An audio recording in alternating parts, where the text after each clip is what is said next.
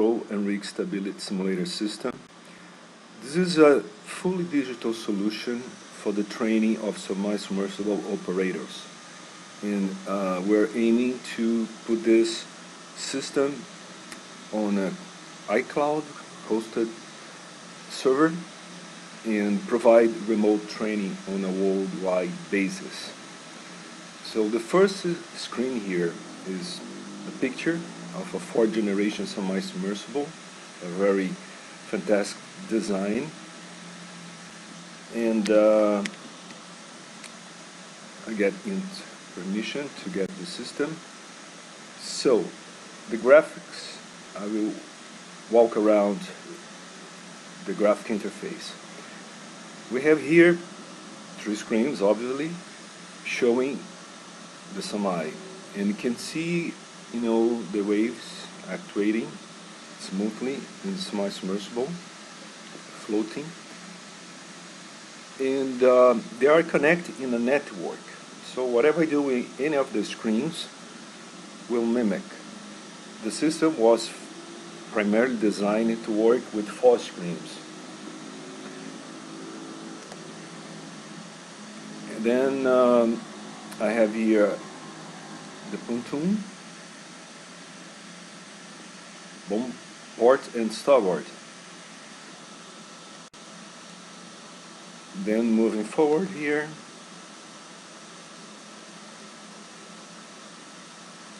I have the whole indicator system based on a manual layout,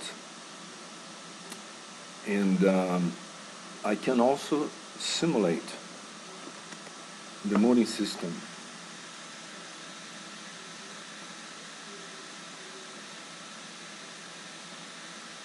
I have here 8 anchors,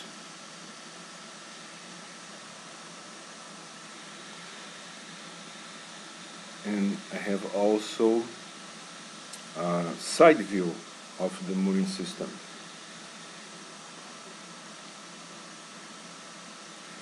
Well, moving forward, one of the main screens I have among the almost 100 is the environmental data screen. I can change several natural parameters like wind, waves, sea current, densities of the seawater. Also, I can simulate gust besides sustained wind.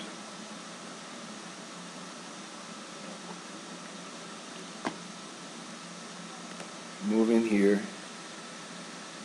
to the left screen, I have the rig stability status monitoring screen, and I have several parameters all around here. And I'm going to drag a little bit to show. Yeah, it's a bit squeezy here because I'm running all those screens on a laptop, so it's a little bit tight. And I have all in real-time reading. For instance, I have the reading of the mean draft, 4 readings here. I have least, trim. On the physical simulators, we have like a bubble indicator for the inclination, roll pitch. Here we have the bubble, but graphically, digitally.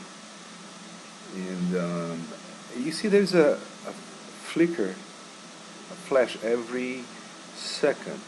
That means the system recalculates its formula on real time. That's a predetermined requirement for simulations. And I'm going to show more screens around.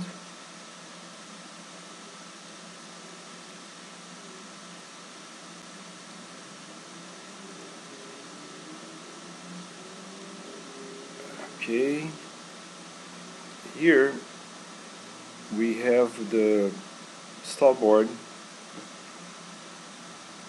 and built in still the right screens. operation panel. They were split in 3 sections.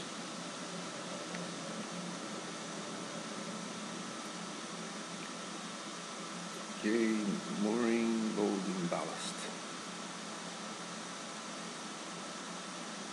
Okay, so here I can make any corrections on the platform inclination by actuating pumps, valves. We use here a binary system. 0 is closed, 1 is open. So several simulations can be done on the fly.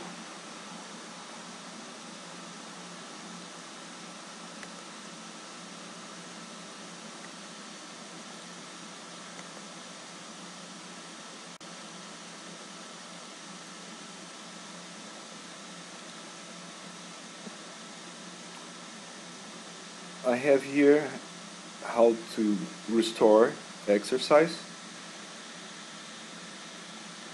I can save them where it's stopped and continue later on. I have 3 exercise control for instructors. You can see the clock here shows 1993. That's the year this system was developed. So there are several simulations that can be done here, like low diesel level alarm for the oil tank, port bilge pump P6 fail, and so and so and so. So there is like a time frame here, interval, that you can set up this fail to occur, and this will happen down the road.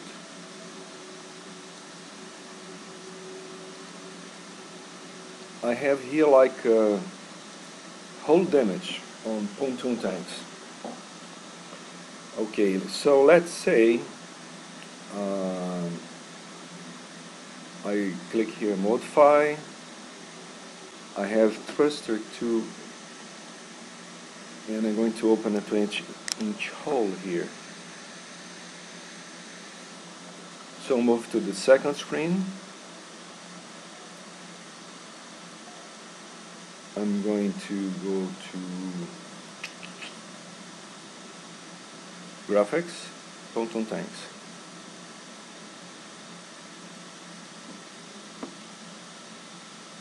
And you see that the water is flooding here